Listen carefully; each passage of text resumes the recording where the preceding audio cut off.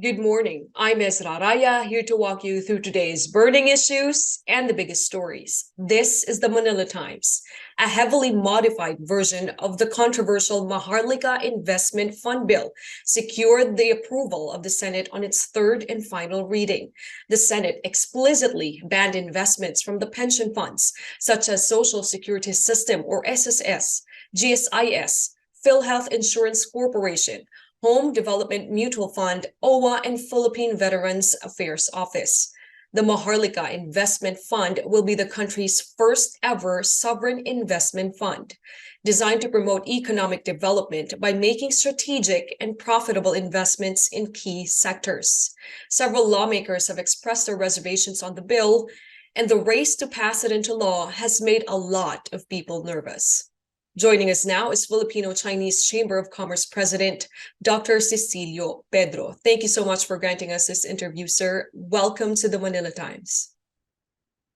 So the country does not have any surplus funds to actually fund these Maharlika Investment Fund.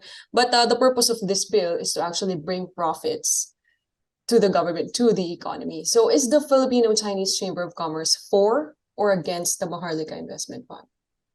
When you look at the deficit, it's a deficit in our budget. It's a trade deficit.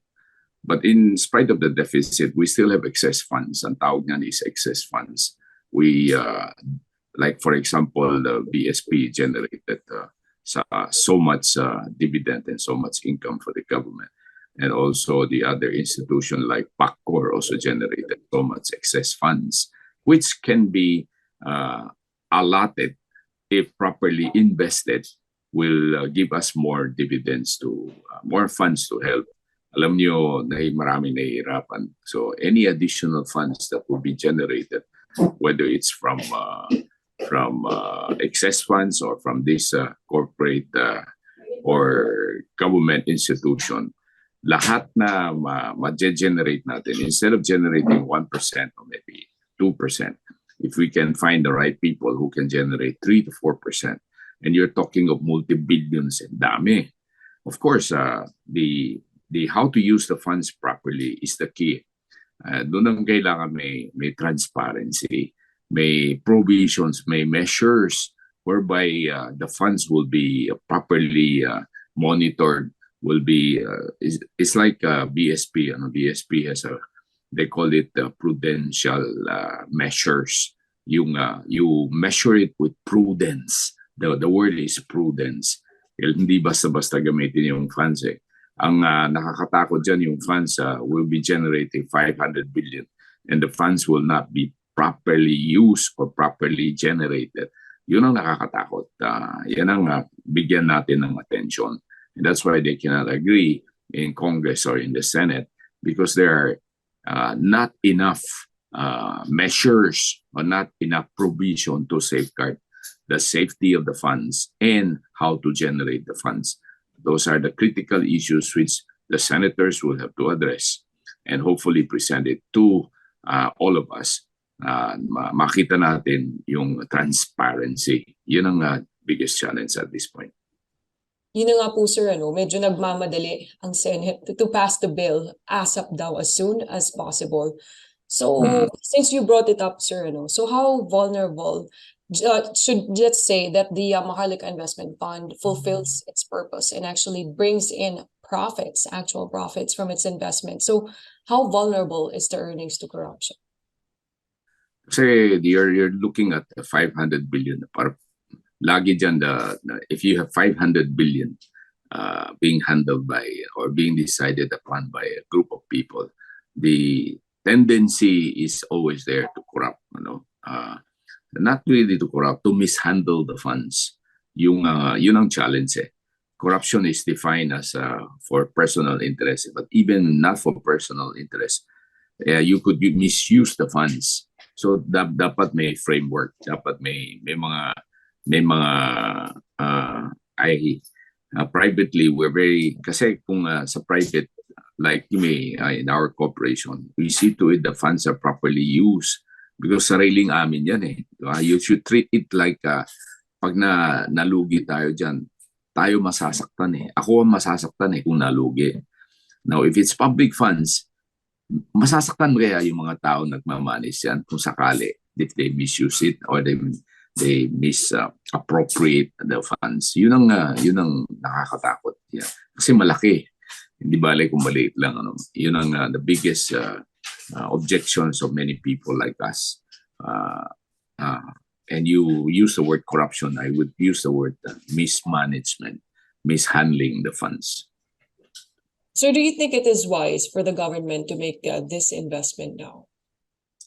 As I said, the objective is wise. The objective, which is to generate funds to help the poor, is wise. Now, is it wise to rush through it? I'm not privy to all the details.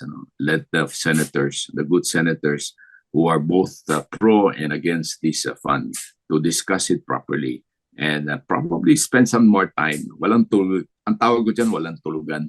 For the next 3 to 5 days, walang tulugan, walang uwian until you settle all these objections to the fund and sit down on it. And para sa bayan ito, hindi na para sa akin, hindi na para sa individual interest. This is for the bayan, for the country. And that, hopefully, with that intention, with that in mind, hopefully we can come out something good for the country.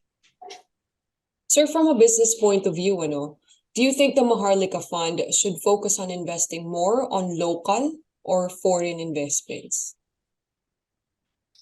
It's a very tough decision. Kaya sinabi ko, we need good people, we need professionals, we need people who are knowledgeable about investments.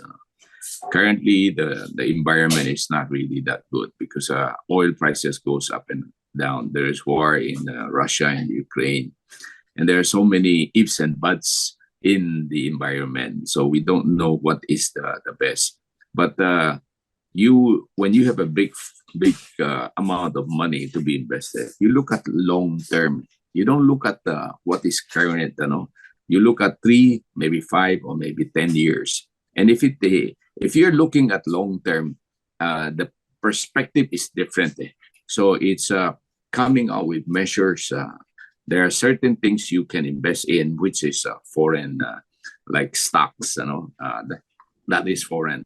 But there is also certain local investment, like what is going on, like NGC, yung power generation is long-term yan. Walang problema yan, tuloy-tuloy. Power, water, these are long-term investment that will generate funds eventually because we need, whether you like it, we need power and we need water. So utilities. So these are good investments. But at the same time, yung objective natin, klaro natin. What is your objective?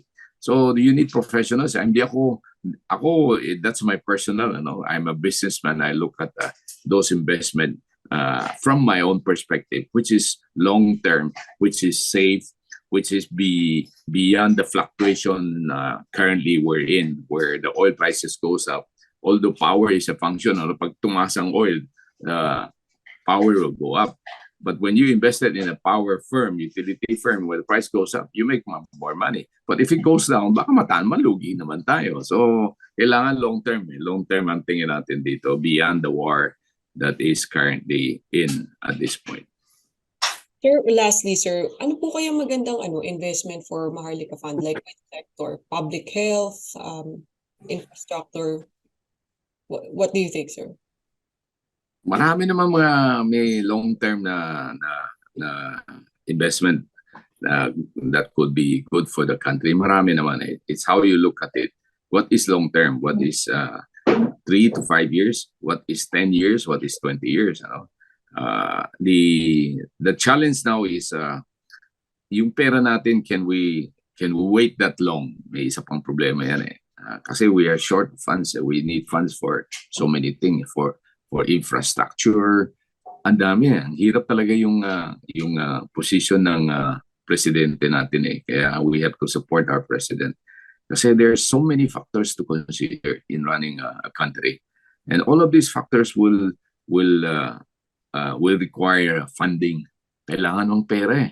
Without money, you cannot you cannot move the country forward.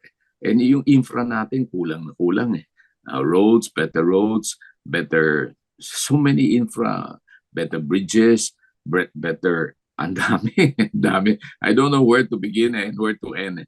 So it's hard for anyone at this point in time to decide what particular money will go to what particular project and for what particular purpose and will benefit what particular people. So all of this, we need a group of people to sit down and discuss and set objectives. Ano bang focus natin for the next 3 to 5 years?